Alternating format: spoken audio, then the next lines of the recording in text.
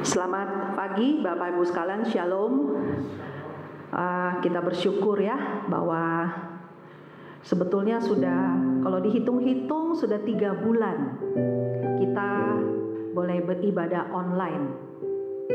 Dan sepertinya saya sudah kangen Bapak Ibu sekalian ya, karena baru kali ini kita merasakan pandemi yang begitu luar biasa, yang sudah tidak hanya menghantam Indonesia tetapi seluruh dunia ya, yang dimana banyak orang salah satu lain berpisah, tidak boleh bersama-sama karena pandemi ini. Dan tidak terasa 3 bulan Bapak Ibu sekalian, dari bulan Maret sekarang sudah memasuki Mei dan sudah minggu keempat. Sebentar kita juga mau memasuki bulan Juni. Dan anak saya juga bilang, kok kayaknya sekolah lama banget ya, kapan bisa masuk sekolah ya. Jadi tidak hanya saya saja, saya rasa banyak semua orang di luar sana sudah gelisah. Pertama mungkin merasa enak-enak aja semuanya di rumah ya, semuanya hashtag di rumah saja, stay at home. Tetapi lama-kelamaan kok bosen ya, karena sesuatu yang terlalu lama juga gak baik gitu. Tetapi apa boleh buat gitu loh Bapak Ibu sekalian, karena masalah ini juga di luar dari kendali kita, di luar dari kendali kita. Satu hal yang ingin saya ingatkan kepada Bapak Ibu sekalian, kepada teman-teman semua, bahwa apapun itu, mari kita belajar untuk mengucap syukur. Karena di dalam ucapan syukur, di dalam kita menyembah Tuhan, kita tahu bahwa segala sesuatu akan baik adanya. Dan paling enggak itu boleh menghibur kita. Karena mengucap syukur itu adalah salah satu obat yang paling mujarab. Mari Bapak Ibu sekalian, kita mau menyembah Tuhan, kita naikkan pujian kita, dan kita mau memulai ibadah pada pagi hari ini. Kita boleh bersaat teduh. Kita bersyukur karena Tuhan kita baik. Kita bersyukur Tuhan masih menjaga kita. Haleluya Bapa. Haleluya. Ibadah kita pada pagi hari ini dimulai dengan satu pengakuan bahwa pertolongan kita ialah di dalam Tuhan yang menjadikan langit dan bumi. Turunlah atas kita sekalian anugerah dan damai sejahtera dari Allah Bapa, Allah Putra, dan Allah Roh Kudus. Amin. Mari Bapak Ibu sekalian, kita naikkan pujian penyembahan kita. Lebih dalam kita boleh menyembah Tuhan, karena disitulah kita boleh meninggikan nama Tuhan. Dan di situ ada roh dan kebenaran, dan kita boleh berbagi.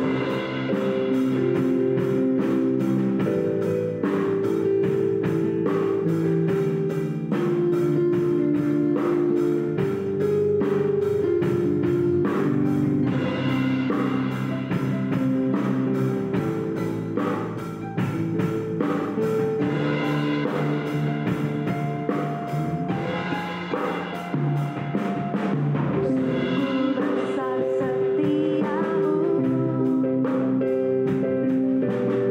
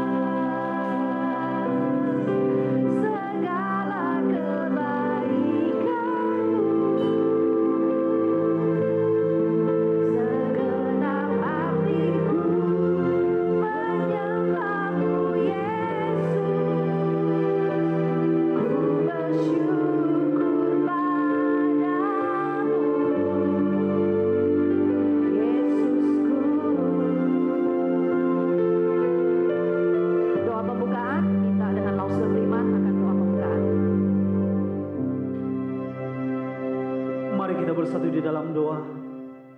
Seperti pujian kami Tuhan, kami sungguh tak mampu membalaskan begitu besar kasih Allah di dalam kehidupan kami.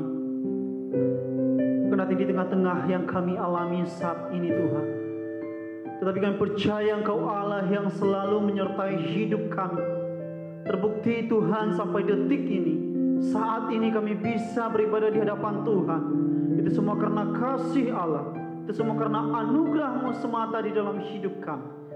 Ya Bapa, ajarkan kami untuk selalu bersyukur atas segala sesuatu yang Tuhan kerjakan di dalam hidup kami. Terima kasih Tuhan. Kami serahkan ke dalam tangan Tuhan ibadah kami ini, penyembahan kami, karena itu memuliakan nama Tuhan. Terima kasih Tuhan. Terima kasih. Sekali lagi sungguh kami tak mampu membalaskan kasih-Mu. Dengan apa kami membalas Tuhan? Terima kasih ya Bapa. Serahkan ke dalam tangan-Mu ibadah ini. Tuhan yang beserta kami, berikan kami roh pengertian untuk bisa mengerti apa yang menjadi isi hati Tuhan. Terima kasih Tuhan. Segenap pelayan Tuhan saat ini kami serahkan ke dalam tangan-Mu. Engkau pakai mereka sebagai pemain musik, liturgos, dan terlebih hamba-Mu yang akan menyampaikan firman. Berkati ya Bapa, menjadi alat kemuliaan bagi nama Tuhan. Terima kasih Tuhan Yesus. Kami serahkan ke dalam tangan Tuhan saja ibadah kami dari awal hingga kami mengakhiri. Kiranya nama Tuhan yang selalu kami muliakan. Hanya di dalam nama Yesus Kristus yang telah menjadi Tuhan dan Juru Selamat kami telah berdoa. Amin. Bapak Ibu sekalian, mari kita tetap semangat ya. Kita katakan sebab Tuhan baik, dan kita ucapkan dengan mulut kita sebab Tuhan itu baik, dan itu memberi kita tetap kuat dan semangat. Sebab Tuhan baik. Kita naikkan pujian ini bersama-sama.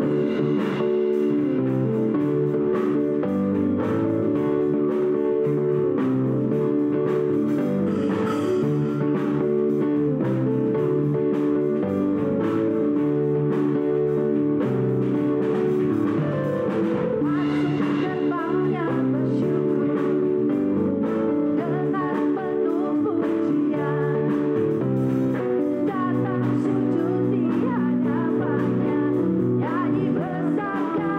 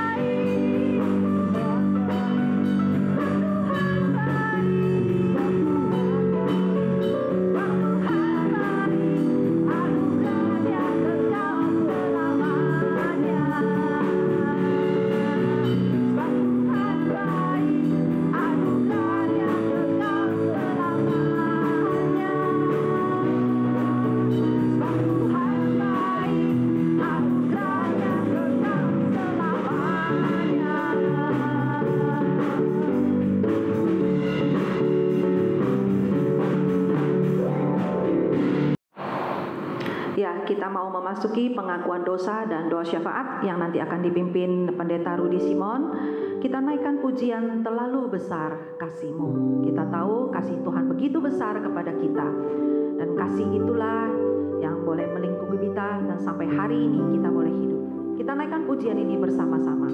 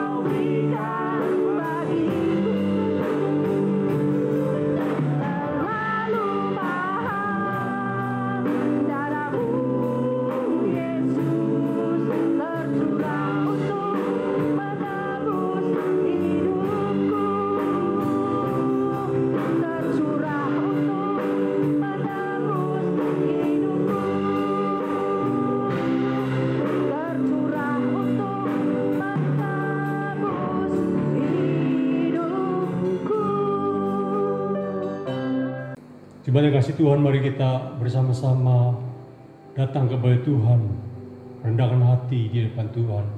Dan sebab itu mari kita berdiam diri sebelum kita melanjutkan ibadah kita pada saat ini.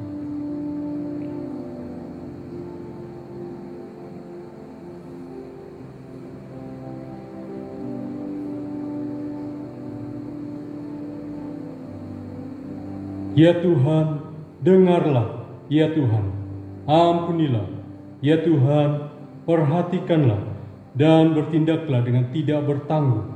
Oleh karena Engkau sendiri, Allahku, sebab kotamu dan umatmu disebut dengan namamu. Mari jemaat sekalian, kita datang kepada Tuhan. Kita mengakui kesalahan dan dosa kita di hadapan Tuhan. Tuhan, kami datang kepadamu. Siapakah kami ini yang berani untuk menghadap hadirat-Mu yang Maha Kudus? Kami adalah orang-orang yang berdosa, yang penuh dengan kelemahan. Kami adalah debu tanah yang kotor di hadapan-Mu. Apa yang bisa kami banggakan di dalam hidup kami, di dalam diri kami, kecuali hanya anugerah-Mu yang begitu besar atas kami. Ampunilah segala salah dosa kami, layakkan dan kuduskan kami, supaya pada saat ini kami menghadap hadirat-Mu, kami betul-betul dapat menikmati Engkau. Kami merasakan kehadiran-Mu, kami boleh mendengarkan suara-Mu lewat firman-Mu. Berbicara kepada kami Tuhan, supaya ibadah ini menjadi satu kebangunan rohani bagi kami. Terpuji nama-Mu. Demi Yesus Tuhan yang hidup, kami berdoa. Amin. Terima kasih Tuhan, mari bersama dengan seluruh orang percaya di segala tempat dan sepanjang abad, kita mengakui pengakuan iman rasuli dengan berkata demikian. Aku percaya kepada Allah, Bapa yang Maha Kuasa, Khalik langit dan bumi, dan kepada Yesus Kristus, anaknya yang tunggal Tuhan kita, yang dikandung dari Roh Kudus, lahir dari anak darah Maria, yang menderita sengsara di bawah pemerintahan Pontius Pilatus, disalibkan, mati dan dikuburkan, turun ke dalam kerajaan maut, pada hari yang ketiga bangkit pula dari antara orang mati, naik ke surga, duduk sebelah kanan Allah, Bapa yang Maha Kuasa, dan dari sana ia akan datang untuk menghakimi orang yang hidup dan yang mati. Aku percaya kepada Roh Kudus, gereja yang kudus dan am, persekutuan orang kudus, pengampunan dosa, kebangkitan tubuh, dan hidup yang kekal. Amin. Ya, kita mau mendengarkan firman Tuhan. Ya, firman Tuhan pada pagi hari ini akan disampaikan oleh hambanya, Guru Injil Arif Lase. Dan Bapak Ibu sekalian, mari kita naikkan satu pujian, Jejak-Mu Tuhan. Pujian ini indah sekali, dan biarlah kita naikkan pujian ini boleh bersama-sama. Jejak-Mu Tuhan.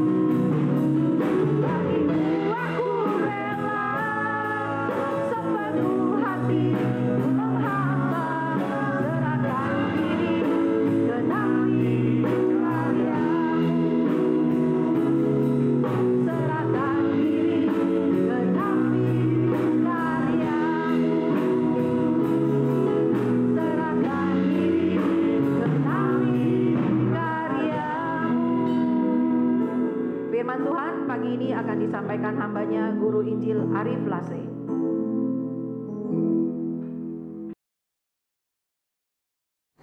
Shalom Bapak Ibu yang dikasihi Tuhan, selamat pagi. Berjumpa kembali di dalam ibadah kita. Kita hari ini bersyukur diberikan kesempatan untuk bersama-sama mendengarkan firman Tuhan. Saudara, saya ingin menyapa Bapak Ibu Saudara yang ada di sini. Halo, apa kabar semuanya? Ada Bu Linda di sana, apa kabar Bu Linda? Ada Pak Wijaya, hai Pak Wijaya, apa kabarnya? Lausediana. Di sana saya lihat ada Ci Jemi yang di sana ya. Aduh, luar biasa. Ada begitu banyak Bapak Ibu di sini yang saya nggak bisa menyebut namanya satu persatu ya. Ada Iwan Peter ya, hadir di sini semua. Kita bersyukur hari ini kita diberikan kesempatan untuk belajar dan merenungkan firman Tuhan. Mohon maaf kalau saya tidak bisa menyebutkan nama Bapak Ibu satu-satu ya. Ntar nanti kalau saya menyebut semua namanya, nanti ini jadi kayak absen, Bapak Ibu, absensi ya. Nah saudara, hari ini kita akan belajar firman. Dan tema firman Tuhan yang akan kita bahas hari ini, saya beri judul Prunes to be fruitful, atau dalam bahasa Indonesianya, dipangkas agar berbuah. Saudara, saya mengajak kita untuk berdoa sebelum kita lebih dalam mendengar firman. Mari kita berdoa. Bapa di sorga, kami datang kepadamu pada pagi ini. Kami mengucap syukur kesempatan yang Engkau berikan bagi kami untuk dapat bersama-sama belajar firman-Mu. Meskipun kami harus belajar dari rumah masing-masing karena situasi kami yang saat ini tidak mendukung. Tetapi kami bersyukur bahwa Tuhan masih terus memberikan kami kehidupan supaya kami dapat semakin hari semakin belajar mengenal Engkau lebih dalam. Tuhan, tolong kami semua. Selama kami mendengar firman-Mu ini, hati pikiran kami difokuskan, perhatian kami diarahkan untuk firman ini Tuhan, dan bukan mengerjakan hal yang lain-lain. Tolong hamba-Mu supaya dapat menyampaikan isi hati-Mu dengan sederhana dan dapat dimengerti oleh kami semua yang mendengar. Terima kasih ya Tuhan, kami siap mendengarkan firman-Mu. Di dalam nama Tuhan Yesus kami berdoa, amin. Saudara dikasihi Tuhan, saya percaya bahwa kita semua hari ini semua mengikuti dengan fokus ya. Karena memang salah satu tantangan kita kalau dengar firman Tuhan via online adalah kita di rumah sangat bebas. Kita bisa melakukan banyak hal. Tapi saya percaya Bapak Ibu hari ini bisa duduk diam untuk mendengar firman Tuhan. Nah saudara, seperti saya katakan di awal tadi, tema kita adalah prune to be fruitful. Dipangkas agar berbuah. Saudara, ada banyak orang Kristen yang seringkali bertanya kepada saya, apa sih ciri seorang murid Kristus yang sejati?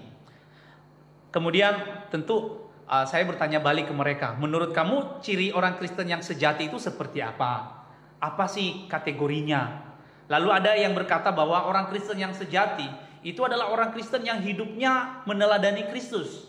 Orang Kristen yang hidupnya menjadi serupa dengan Kristus. Oke.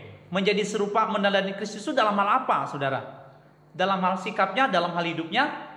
Oh, tentu saja dalam hal sikap dan hidupnya. Tetapi ada juga orang Kristen yang berkata, kita bisa melakukan perkara-perkara besar yang dilakukan Yesus. Amin, saya setuju saudara. Lalu perkara besar itu seperti apa? Ada yang berkata bahwa kita bisa melakukan hal-hal mujizat yang dilakukan Yesus. Kita bisa melakukan nubuat-nubuat dan hal-hal yang luar biasa seperti yang pernah Yesus lakukan. Nah, itu nggak salah Bapak Ibu ya. Tuhan Yesus pernah berkata, kamu dapat melakukan perkara-perkara besar ya. Nah, tetapi ada juga orang Kristen yang memahami ciri orang Kristen yang sejati itu adalah kalau dia bisa selalu sukses dalam hidupnya, selalu diberkati Tuhan, karena menurut mereka ciri orang Kristen yang sejati pasti selalu akan hidupnya diberkati, di dalam karirnya selalu berhasil ya. Nah, terus ada yang berkata ciri orang Kristen yang sejati, dia bisa memiliki karunia-karunia roh, dia bisa berbicara di dalam bahasa roh ya.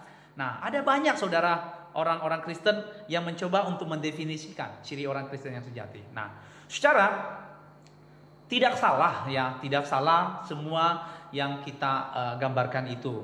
Tetapi pertanyaannya saudara, bukankah dalam hidup kita seringkali hidup mengalami hal-hal yang bertolak belakang, bukan?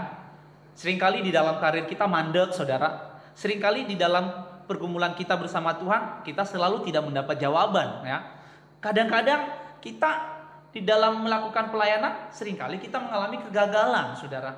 Ya, dan seringkali di dalam hidup kita sehari-hari, saudara, kita selalu menjadi orang-orang yang bisa dikatakan tidak sehebat orang-orang lain, bahkan orang-orang yang belum percaya di luar sana. Kita mungkin tidak bisa berbahasa lidah, tidak bisa melakukan karunia-karunia mujizat seperti yang dilakukan banyak orang di luar sana. Lalu pertanyaannya, apakah saya, Bapak Ibu sekalian yang hadir di sini, adalah orang Kristen yang sejati? Apa kategorinya? Apa standarnya? Saudara, hari ini saya mengajak kita untuk melihat di dalam Yohanes pasal 15 ayat 1 sampai 7. Ketika Yesus menjelaskan kepada murid yang mengajar murid-muridnya tentang bagaimana seorang murid yang sejati. Nah, saudara, saya akan membacakan kepada kita Yohanes pasal 15 ayat 1 sampai 7. Mohon Bapak Ibu menyimak. Yohanes 15 ayat 1 sampai 7, akulah pokok anggur yang benar dan Bapakkulah pengusahanya. Setiap ranting padaku yang tidak berbuah dipotongnya, dan setiap ranting yang berbuah dibersihkannya, supaya ia lebih banyak berbuah. Kamu memang sudah bersih karena firman yang telah kukatakan kepadamu. Tinggallah di dalam aku dan aku di dalam kamu. Sama seperti ranting tidak dapat berbuah dari dirinya sendiri kalau ia tidak tinggal pada pokok anggur. Demikian juga kamu tidak berbuah jikalau kamu tidak tinggal di dalam aku. Akulah pokok anggur dan kamulah ranting-rantingnya. Barang siapa tinggal di dalam aku dan aku di dalam dia, ia berbuah banyak, sebab di luar aku kamu tidak dapat berbuat apa-apa. Barang siapa tidak tinggal di dalam aku, ia dibuang keluar seperti ranting dan menjadi kering. Kemudian dikumpulkan orang dan dicampakkan ke dalam api lalu dibakar. Jikalau kamu tinggal di dalam aku dan firmanku tinggal di dalam kamu, mintalah apa saja yang kamu kehendaki dan kamu akan menerimanya. Dalam hal inilah Bapakku dipermuliakan, yaitu jika kamu berbuah banyak, dan dengan demikian kamu adalah murid-muridku. Saya akan ulangi sekali lagi ayat 8. Dalam hal inilah Bapakku dipermuliakan, yaitu jika kamu berbuah banyak, dan dengan demikian kamu adalah murid-muridku. Saudara dikasih Tuhan, pasal 15, Yohanes 15 ini adalah satu pengajaran yang luar biasa, yang sangat penting. Karena apa? Karena di dalam pasal ini Tuhan Yesus memberikan wejangan terakhir kepada muridnya sebelum dia naik ke surga. Sebelum Yesus disalibkan. Saudara, 3,5 tahun Yesus bersama murid-muridnya. Di dalam waktu 3,5 tahun, para murid telah belajar begitu banyak hal tentang Yesus. Mereka melihat hidup Yesus, tinggal bersama Yesus. Mereka menyaksikan mujizat-mujizat dan mendengar langsung pengajaran Yesus. Sekarang tiba waktunya guru mereka yang mereka kasihi akan meninggalkan mereka. Yesus akan disalibkan, dan setelah itu dia akan mati, bangkit dan naik ke surga. Setelah itu murid-murid akan melanjutkan tongkat estafet pelayanannya. Saudara, di dalam masa akhir inilah Yesus menggunakan waktu khusus berbicara kepada murid-muridnya. Kalau kita membaca Yohanes pasal 15, itu tidak berdiri sendiri. Teks ini sebenarnya satu rangkaian percakapan dimulai pasal 13, berakhir pasal 17. Berarti 13, 14, 15, 16, 17. Ada 5 pasal dan pasalnya panjang-panjang. Yesus berbicara secara khusus kepada murid-muridnya. Secara kalau kita melihat betapa banyaknya waktu pasal yang dialokasikan Yesus berbicara kepada muridnya, menandakan bahwa bagian ini sangat penting sekali. Bagian ini adalah bagian yang sangat krusial, di mana melalui bagian ini Yesus mengajarkan kepada muridnya bagaimana mereka harus hidup dan melihat diri mereka sebagai murid Yesus. Nah, saudara, Yohanes pasal 15, Yesus memberikan satu metafora untuk menggambarkan hubungan dia dengan muridnya. Yesus berkata kepada mereka, akulah pokok anggur yang benar, Bapakkulah pengusahanya. Setiap ranting padaku yang tidak berbuah dipotongnya, setiap ranting yang berbuah dibersihkannya, supaya ia lebih banyak berbuah. Nah, saudara, Yesus menggambarkan hubungan dia dengan para muridnya dalam model metafor pokok anggur dan ranting-rantingnya. Secara menarik ya kalau kita melihat kenapa sih Yesus menggunakan anggur pokok anggur, buah anggur sebagai metafora untuk menggambarkan relasinya dengan murid. Bukankah ada begitu banyak pohon di luar sana yang jauh lebih hebat daripada pohon anggur? Secara pohon anggur bukanlah pohon yang besar. Pohon anggur tidak bisa digunakan untuk menjadi bahan bangunan. Di dalam Alkitab ada banyak pohon-pohon yang besar. Ada pohon aras Libanon, saudara. Ada pohon tarbantin, saudara. Ada pohon-pohon yang luar biasa yang dipakai untuk perbendaharaan bait Allah, dipakai untuk membangun sesuatu hal yang luar biasa, saudara. Tetapi Yesus malah menggunakan pohon anggur yang kita tahu pohon anggur itu adalah pohon yang kecil, seringkali ditanam di pot. Lalu pohon anggur itu salah satu sifatnya adalah ranting-rantingnya bercabang dan cabangnya itu merambat kemana-mana, sehingga seringkali pohon anggur suka dipakai hiasan karena rambatannya itu loh Bapak Ibu. Nah, saudara, kenapa Yesus menggunakan anggur? Kenapa bukan pohon yang besar-besar? Secara yang dikasih Tuhan, kalau Yesus menggunakan pohon yang besar-besar, pasti Yesus punya maksud dan tujuan. Tetapi kalau Yesus menggunakan pokok anggur, buah anggur, pasti Yesus juga punya maksud dan tujuan tertentu. Nah, kalau kita membaca di dalam Alkitab kita, kenapa Yesus sangat menekankan hubungan dia dengan murid di dalam metafor pohon anggur? Karena pohon anggur ini adalah pohon yang luar biasa menghasilkan buah. Di dalam 1 tahun, anggur dapat menghasilkan buah 3 kali. Dan buahnya itu bukan hanya sedikit, itu sangat banyak. Menariknya, pohon anggur itu punya usia yang sangat panjang. Bisa sampai 100 tahun. Bahkan di Eropa pernah ditemukan pohon anggur yang sudah berusia sampai 500 tahun. Nah, sekarang dalam masa yang panjang, pohon anggur akan terus dia menghasilkan buah. Nah, jadi ketika Yesus menggunakan anggur di sini, saudara, Yesus ingin menekankan kepada berbuahnya, saudara. Yesus menggunakan metafor pohon anggur untuk menekankan bahwa relasi dia dengan muridnya itu terlihat di dalam relasi antara pokok anggur dengan ranting-rantingnya, dan ranting-ranting itu diharapkan untuk menghasilkan buah, saudara. Nah, kita tahu saudara, anggur ketika dia pohon anggur ketika dia mulai menghasilkan ranting itu akan mengeluarkan buah-buahnya, saudara. Nah, tapi karena pohon anggur ini merambat kemana-mana, saudara. Seringkali rambatannya akhirnya semakin jauh dari pokoknya. Seringkali ada orang harus potong, lalu kemudian rambatannya sudah kemana-mana. Nah, saudara, Alkitab berkata kalau ranting tidak selalu berada bersama dengan pokoknya, maka dia nggak akan berbuah, saudara. Itu malah jadi kering dan tidak menghasilkan apa-apa. Secara Yesus sangat menekankan pentingnya berbuah. Yesus menekankan kepada kita bahwa seringkali kita di dalam hidup kita hanya melihat hal-hal yang fisik, tetapi jarang melihat bahwa yang paling Tuhan cari adalah buahnya. Banyak orang ingin menjadi seperti pohon aras Libanon yang kuat, besar, pohon tarbantin, saudara. Tetapi Yesus tidak memakai itu. Yesus lebih memilih anggur. Karena apa? Karena Yesus ingin menekankan kepada buahnya. Yang Tuhan Yesus lihat kepada kita adalah buah rohani yang kita hasilkan. Bukan hanya aspek-aspek fisik yang terlihat. Hari ini banyak orang Kristen menilai kriteria kerohanian hanya dari aspek fisik. Aspek-aspek yang terlihat oleh mata jasmani, saudara. Padahal seringkali, saudara, aspek fisik itu menipu, saudara. Banyak orang yang hanya menekankan penampilan rohani, saudara. Banyak orang Kristen hanya melihat bahwa menjadi orang Kristen yang sejati terlihat bagaimana dia berpenampilan.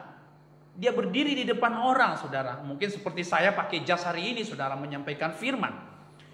Mungkin orang Kristen melihat dalam gereja yang bertumbuh adalah aspek fisiknya, gerejanya secara fisik semakin besar, saudara. Gitu. Dalam aspek kebutuhan jasmani semakin diberkati, saudara. Tetapi, saudara, seringkali Bukan itu yang Tuhan inginkan dari kita. Justru Tuhan ingin mencari buahnya. Tuhan ingin buahnya, saudara.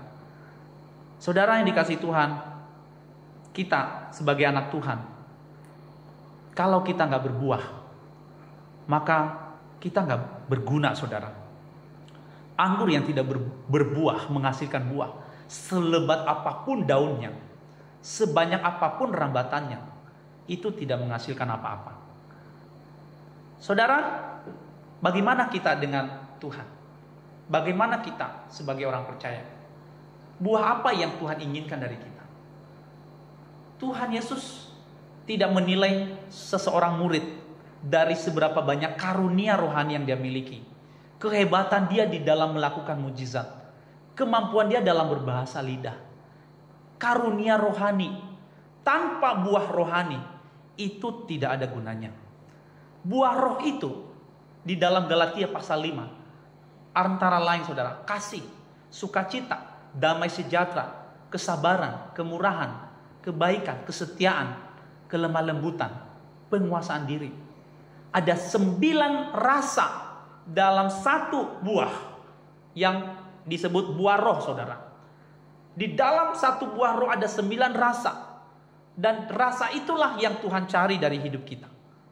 Secara kita mungkin tidak bisa melakukan hal-hal yang luar biasa. Mungkin hidup kita dibanding dengan orang di luar sana tidak sehebat mereka. Kita mungkin tidak sekaya orang lain. Mungkin kita malah seringkali harus bergumul dengan hidup kita sendiri. Tetapi saudara, yang Tuhan inginkan dari hidup kita adalah buah roh yang kita hasilkan. Tanpa buah roh, maka kita bukan siapa-siapa.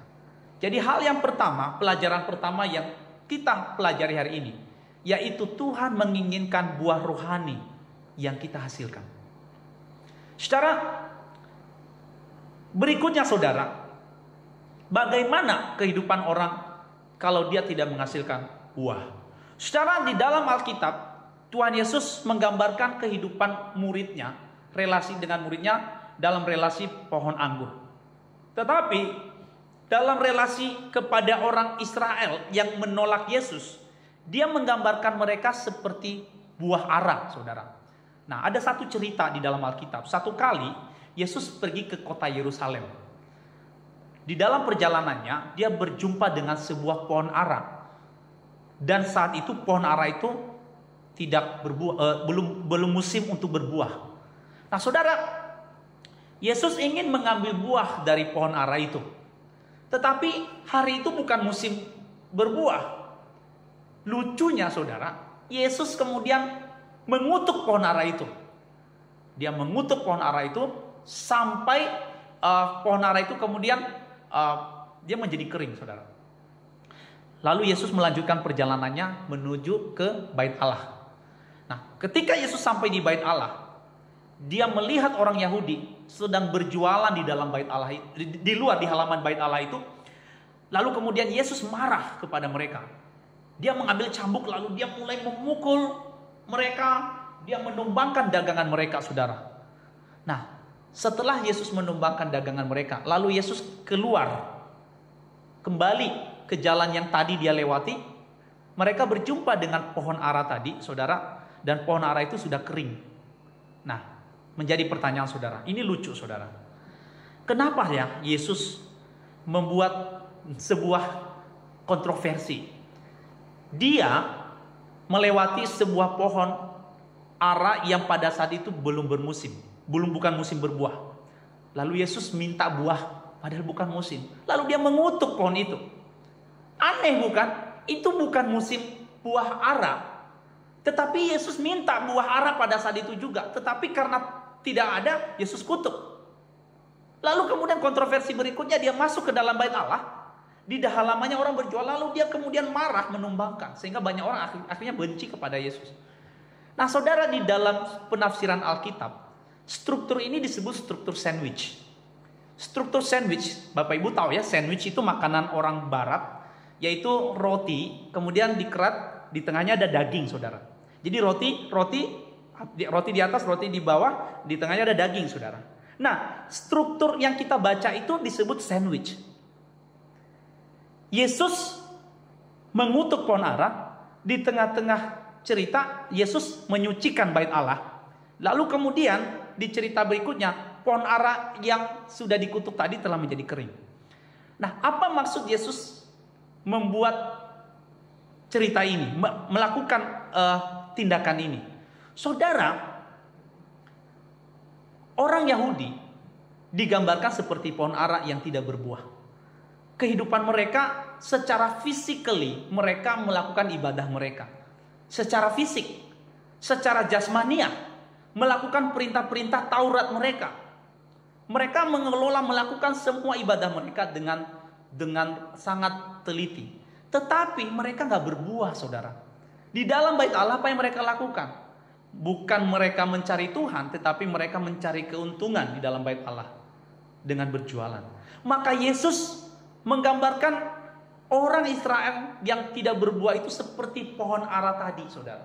Nah, menarik saudara, pohon ara itu sebenarnya pohon yang mirip seperti anggur. Dia menghasilkan buah sepanjang tahun. Tetapi hari itu pohon itu memang bukan musim berbuah. Lalu Yesus kemudian mengutuk pohon itu. Nah, kenapa Yesus melakukannya? Saudara, Yesus mengajar kita, berbuah itu tidak mengenal musim. Untuk seorang yang mengikut Kristus, tidak ada musim berbuah. Ada orang Kristen berpikir berbuah itu hanya pada saat hari Natal, berbuah itu hanya pada saat hari Paskah, atau berbuah itu hanya pada saat kita mengalami berkat-berkat Tuhan. Tetapi Yesus tidak mengenal konsep begitu. Orang Yahudi digambarkan seperti pohon ara yang tidak menghasilkan buahnya. Kehidupan mereka, meskipun mereka melakukan ritual mereka secara fisik, tetapi mereka tidak mengalami, tidak memiliki buah secara rohani. Maka Yesus menghukum mereka, saudara. Dia menumbang balikan, saudara, semua dagangan mereka. Yesus menggunakan analogi pohon ara untuk menggambarkan orang yang tidak berbuah itu dihukum, saudara, oleh Tuhan. Di sini kita belajar, saudara, pelajaran yang kedua, bahwa Tuhan menghukum orang yang tidak menghasilkan buah. Tuhan tidak akan membiarkan tanah yang ada, yang menjadi tempat kita ditaburi oleh segala macam hal-hal yang baik, saudara. Tetapi kemudian setelah itu kita tetap bertumbuh secara fisik, tetapi tidak menghasilkan buah secara rohani. Maka Alkitab berkata itu percuma, tidak ada gunanya. Itu harus ditebang, saudara. Maka saudara, ketika Tuhan menghukum orang yang tidak menghasilkan buah, maka pada saat itu kita menyadari bahwa berbuah itu bukan pilihan, saudara. Berbuah itu bukan satu pilihan. Bagi orang yang tidak berbuah, pilihannya ada dua: ditebang atau pilihannya ada satu, saudara, ditebang, saudara. Nah, di sini saudara kita belajar, saudara, bahwa kita sebagai anak Tuhan harus menuntut hidup kita untuk bisa menghasilkan buah kalau kita tidak mau dihukum oleh Tuhan. Kalau kita tidak mau hidup kita binasa, saudara, maka kita tidak akan membiarkan hidup kita hanya melakukan hal-hal lahiriah, saudara, hal-hal yang jasmania. Kita tidak melakukan hal-hal yang hanya bisa dilihat mata orang, tetapi Tuhan melihat bagaimana kita menghasilkan hal-hal yang batiniah, pertumbuhan rohani kita. Nah, ini hal yang kedua, saudara, yang kita pelajari. Nah, saudara, kalau kita melihat perbedaan anggur dan ara, memang ini dua jenis buah yang berbeda, tetapi mirip, saudara. Anggur dan ara itu jenis buah yang kalau istilah Indonesia itu grencengan, saudara.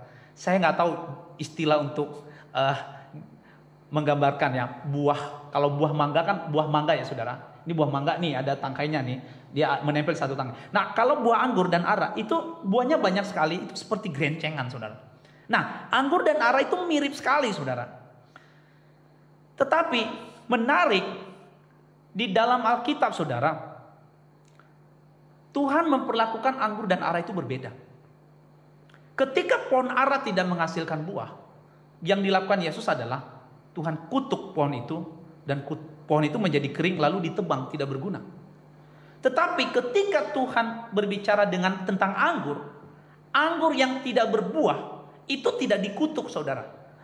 Anggur yang tidak tidak berbuah itu tidak ditebang. Tetapi yang dilakukan oleh Yesus adalah dia memangkas ranting-rantingnya. Saudara, pohon anggur itu adalah pohon yang cenderung menghasilkan daun yang sangat lebat. Nah, kalau daun anggur itu semakin lebat, saudara, maka buahnya itu akan semakin sedikit, saudara. Nah, bagaimana caranya supaya anggur menghasilkan buah? Maka cara satu-satunya adalah ranting-ranting tadi itu harus dipotong. Daun-daun tadi dipotong sehingga muncul ranting yang baru, saudara. Ranting yang tidak menghasilkan buah itu dipotongin bersama dengan daun-daunnya. Setelah dipotong dia menjadi kering. Maka kemudian muncul ranting yang baru. Dari ranting yang barulah akan muncul buah anggur, saudara. Nah, saudara, kenapa anggur tidak ditebang? Kenapa anggur tidak dikutuk? Karena anggur adalah gambaran metafora umat pilihan Allah. Secara di dalam perjanjian lama, Tuhan menggambarkan bangsa pilihan dia itu sebagai anggur yang baru. Saudara, kita sebagai anak-anak Tuhan, orang yang percaya kepada Yesus, itu adalah anggur, saudara. Nah, kita kalau tidak menghasilkan buah, maka tindakan yang dilakukan Tuhan kepada kita adalah kita akan dipangkas, kita akan dibersihkan, supaya kita menghasilkan buah. Untuk bisa dipangkas, maka berarti ada proses yang menyakitkan yang kita alami. Saudara, menjadi murid Kristus berarti menjadi orang yang siap dipangkas setiap hari.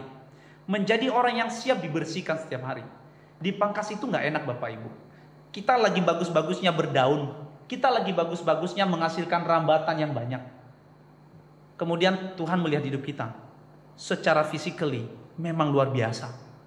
Tetapi saudara, kita tidak menghasilkan buah. Maka terpaksa Tuhan harus memangkas daun-daun yang kita miliki, memangkas ranting-ranting, supaya kita menghasilkan buahnya. Maka di sini saudara kita belajar aspek yang ketiga, yaitu bahwa Tuhan memangkas hal-hal lahiriah yang menghalangi kita untuk menghasilkan buah. Secara Tuhan tidak ingin hal-hal lahiriah menghalangi kita untuk bertumbuh secara batiniah, saudara. Tuhan tidak ingin kalau kita hanya terlihat luar biasa secara physically, tetapi secara rohani di dalam diri kita tidak menghasilkan buah. Secara hal-hal lahiriah apa yang hari ini menghalangi kita untuk berbuah? Hal-hal lahiriah apa yang membuat kita hari ini akhirnya tidak bisa menghasilkan perbuatan-perbuatan yang memuliakan Tuhan? Mungkinkah hari ini kita hidup karena hanya mementingkan materi? Mungkinkah hari ini kita hanya hidup karena mementingkan penampilan fisik? Banyak anak muda hari ini, saudara, mereka cenderung lebih mementingkan penampilan fisik ketimbang bagaimana mereka bertumbuh secara rohani. Secara Tuhan ingin memangkas segala hal-hal yang lahiriah jika itu menghalangi kita untuk berbuah. Jangan pernah meninggalkan Tuhan hanya karena hal-hal yang physically. Jangan pernah meninggalkan Tuhan hanya hal-hal yang lahiriah, saudara. Mari kita selalu tinggal di dalam pokok anggur, supaya kita menghasilkan buah. Dan itu menjadi bukti bahwa kita adalah murid Tuhan Yesus. Secara hari ini ada 3 pelajaran rohani yang kita dapatkan. Bagaimana ciri orang Kristen yang mengasihi Tuhan? Bagaimana ciri orang Kristen yang dikehendaki oleh Tuhan? Hal yang pertama, saudara, ciri yang pertama, yaitu bahwa orang Kristen yang mengasihi Tuhan, orang Kristen yang dikehendaki Tuhan, itu selalu menghasilkan buahnya, saudara. Selalu menghasilkan buah rohani yang di dalamnya ada kasih, sukacita, damai sejahtera, kesabaran, kemurahan, kesetiaan, kelemah lembutan, penguasaan diri. Itu adalah orang Kristen yang diinginkan oleh Tuhan. Hal yang kedua, saudara, orang Kristen yang benar-benar orang yang dikehendaki Tuhan itu terus berbuah, dan itu bukan hanya opsional. Karena kalau itu opsional, saudara, maka Tuhan hanya punya satu opsi untuk kita, yaitu Dia akan menebang ketika kita nggak menghasilkan buah. Kalau kita tidak menghasilkan buah, berarti kita bukan murid Kristus. Dan yang terakhir saudara, kita belajar bahwa ketika kita benar-benar murid Kristus, kita harus siap dipangkas, dibersihkan.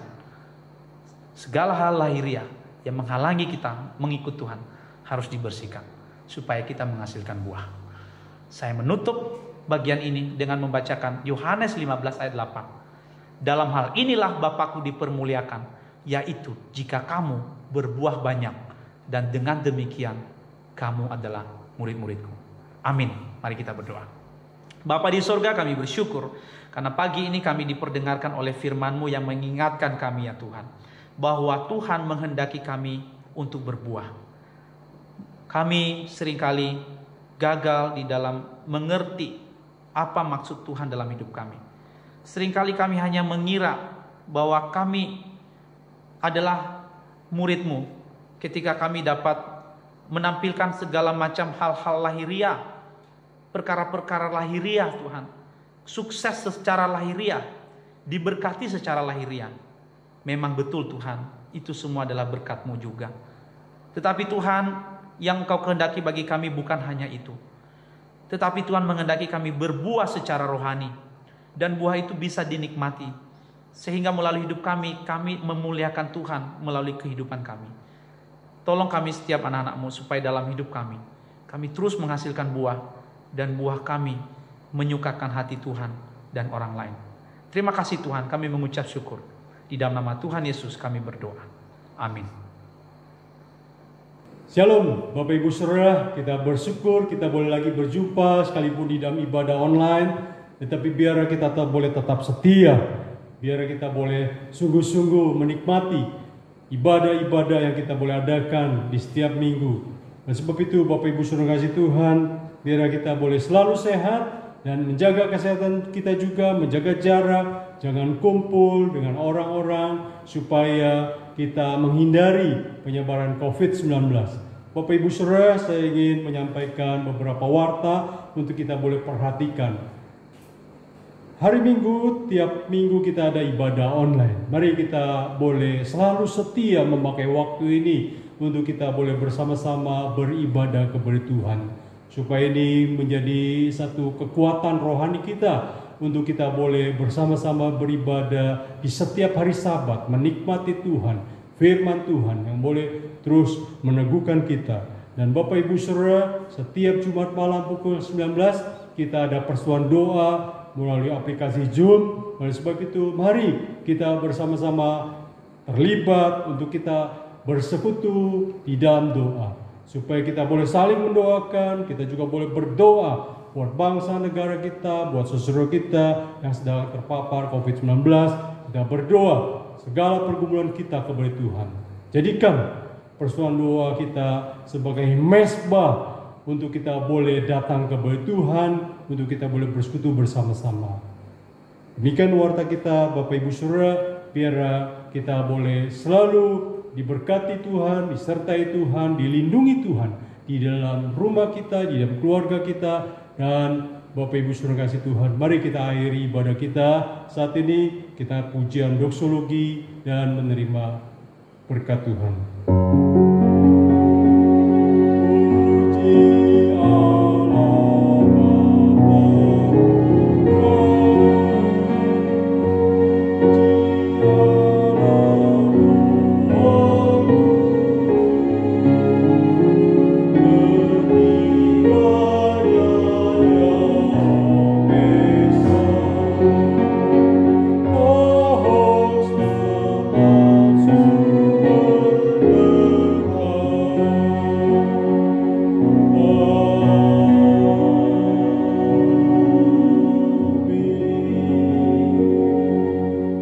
Jemaat kasih Tuhan, arahkanlah hatimu kepada Tuhan dan terimalah berkat yang daripada Tuhan. Allah Bapa sumber segala kasih dan berkat, Tuhan Yesus sumber anugerah damai sejahtera, dan Allah Roh Kudus sumber kekuatan pertolongan, kiranya menyertai kita semua mulai hari ini sampai selama-lamanya, sampai Tuhan Yesus datang kedua kali menjemput kita yang percaya. Amin. Oh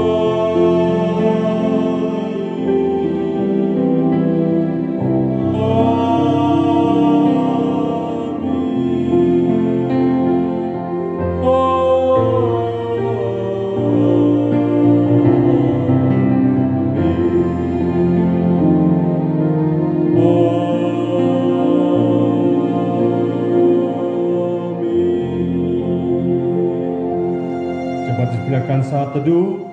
Tuhan memberkati. Bagi kita sampai di sini, jangan lupa membaca Alkitab sehari 2 pasal dan merenungkan 1 ayat. Selamat hari Minggu, Tuhan memberkati kita semua.